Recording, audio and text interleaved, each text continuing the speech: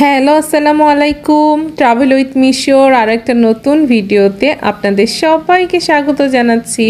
সবাই কেমন আছেন? আশা করি সবাই খুব ভালো আছেন আর আশা করি আপনাদের সবার ঈদ অনেক অনেক ভালো কেটেছে।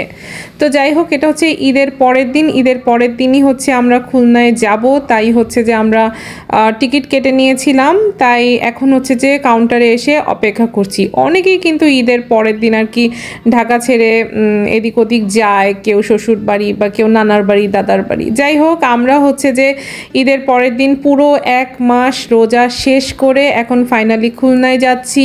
মানে অনেক দিন বাড়িতে না গেলে মানে একদমই ভালো লাগে না। তো যাই হোক, পুরো 30টা রোজা কমপ্লিট করে আজ হচ্ছে ঈদের পরের দিন বাড়ির দিকে রওনা হচ্ছি। মানে বাড়ির দিকে যাওয়া মানেই একটা কেমন জানি শান্তি কাজ করে। তো যাই হোক, এরভাবে হচ্ছে যে আজকে ঢাকার রাস্তা এত ফাঁকা ছিল যে মানে ঢাকা থেকে সায়দাবাদ ক্রস করতেই মানে খুবই কম সময়ের মধ্যে, কোনো জ্যাম নেই, কিছু নাই। মানে এরকম ফাঁকা ঢাকা যদি সব সময় হতো তাহলে জার্নি করাটা কতটা ইজি হতো। তো যাই হোক, আমাদের মানে ট্যুর মানেই হচ্ছে যে একটা পিকনিক মানে মতো করে আমরা করে নেই, যে রাস্তাঘাটে খাওয়া দাওয়া সব কিছু মিলাই খুব ভালোই ছিল। আর এই যে পৌঁছে গেলাম খুলনায়, আর এই যে দেখতে পাচ্ছেন আমার ইউনিভার্সিটি, খুলনা ইউনিভার্সিটি মানে এত সুন্দর করেছে এখন। এই যে দেখেন, এটা হচ্ছে আমার ইউনিভার্সিটি, খুলনা ইউনিভার্সিটি। তো যাই হোক, আমার বাসায় যেতে কিন্তু ইউনিভার্সিটির দিক থেকেই যেতে হয়। তো আলহামদুলিল্লাহ আমরা সেফলি বাসায় পৌঁছে গেলাম। আর বাসায় পৌঁছানোর পর লালি দেখেন কি অবস্থা, শুকায় গেছে। তো এরকম শুকায় গেছো কেন তুমি? শুকায় গেছে, হ্যাঁ শুকায় গেছে। পুরো এক মাস ছিলাম না, বাচ্চাটা বেশ শুকিয়ে গিয়েছে, মনে হচ্ছে ওর শরীরটা দেখে অনেক শুকায় গেছে। আর এই যে বাসায় পৌঁছে গেলাম, যেভাবে মশারিটা টাঙিয়ে গেছিলাম সেরকমভাবেই আছে। আমার টমেটো গাছ বেঁচে আছে কিনা সেটা আপনাদেরকে দেখাচ্ছি, চলেন। টমেটোকে দেখো,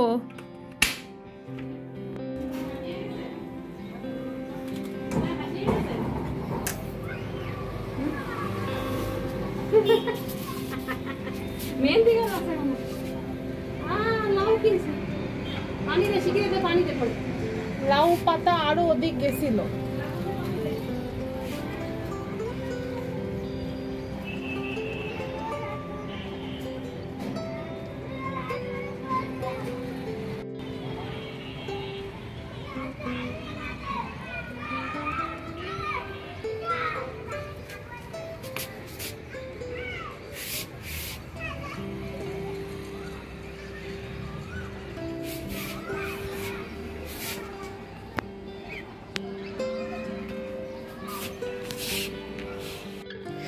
পুরো এক মাস পানি না পেয়ে গাছগুলো প্রায় মরে গেছে, কিন্তু আমি আসলে আশা করিনি টমেটো গাছটা বেঁচে যাবে।